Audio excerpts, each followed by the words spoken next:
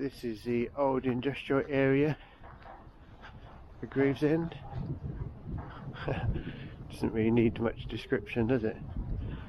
But amazingly, the Saxon Shore Way goes through here. This old road, old cobbled street. I must go back to the 19th century. Is there light at the end of the tunnel? That's the question, isn't it?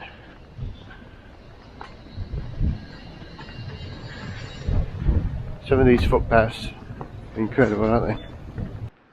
We need some anchors in these troubled times for the size of this.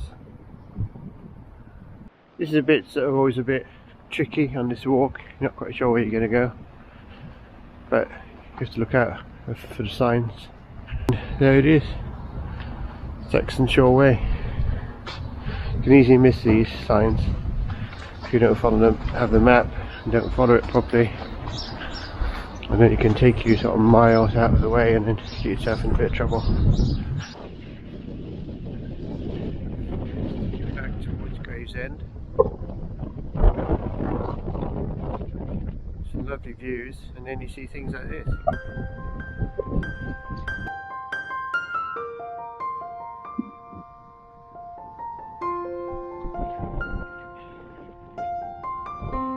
Well, when you're walking, you don't really care what you look like, because when the wind's freezing your ears off, you have to tie up your hoodie to make sure that there's no air getting in. But you won't win any practical position.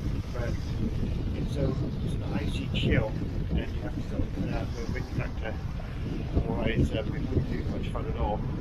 You may wonder, is this really fun at all? But actually, you do feel so much better afterwards, and when you get back home you really appreciate being home. So I made myself a little bench here.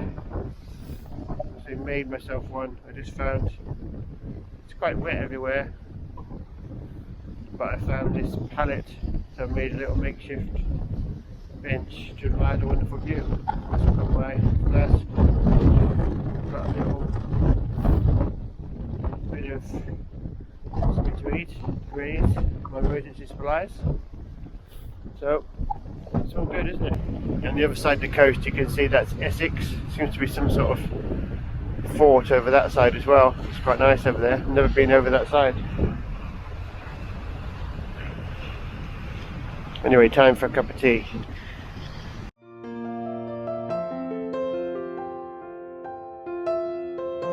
This is some old fort of some description.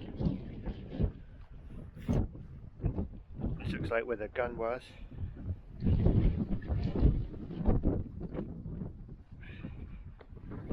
Sort of gun chamber. Give it history later. It looks pretty old. Maybe where they had ammunition store. Because of course this is quite, you know, strategic place. It's basically on the entrance to London if you think about it. So that would have some big guns here, protecting the River Thames, protecting London from invasion. Over the years, obviously, the Spanish wanted to invade, the French wanted to invade, everyone's tried to invade at some point, but they've never quite made it, have they? You can see any ship coming, any ship that's coming from quite far distance, that's coming in from the English Channel and round. Just a quick word of warning: if you do go around sites like this, you've got to be aware of the dangers. I mean, you can see these, see the block of concrete there. That's blocking off some sort of a shaft, and this one here has been, well, partly removed. And then if you go and have a look down it, I don't get too close actually, but some sort of ladder down there I think, but who knows how far deep that goes down, and you don't want to drop your camera down there, or anything else for that matter. you don't stray too far off the path here. I don't know if you can see to the left of the fort, you can see like a concrete sort of wall. Now I think because the train track's the other side of that, when you go past that concrete wall area, you can see that it's a shooting range, and it is. Further down there's a huge police facility, and that shooting range is actually where all the anti-terrorism and firearms police are trained. And not, you know, they go there, they regularly train, target practice, and that's where it is. So you don't want to walk too close to that.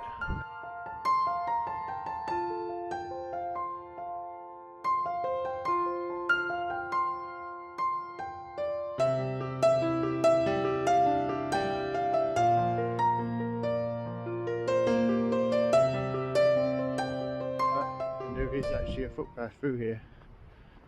It doesn't say Saxon Shore Way, but hopefully it will take me out of here. So on the left hand side is like a sea wall. I just almost got marooned on an island. Unfortunately I found a way through the trees. Don't worry about me. It was the first time I've seen this sign on the whole of the Saxon Shore Way. Quite handy, isn't it, really? Just in case you get in trouble. At least you know where you are. So I've got 34 minutes to walk along this footpath, along the road, to get to Cliffe. And that gives me about 10 minutes to spare until I can get a bus back to Gravesend. If I miss that bus, it's about a 4-hour wait. So I better get walking.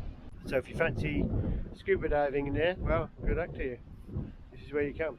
I'm on the bus, so to Gravesend. There's 10 minutes to spare. I'm going to be there at 10:15, so 45 minutes. And there's nobody else on the bus, just me, so I'm totally isolated.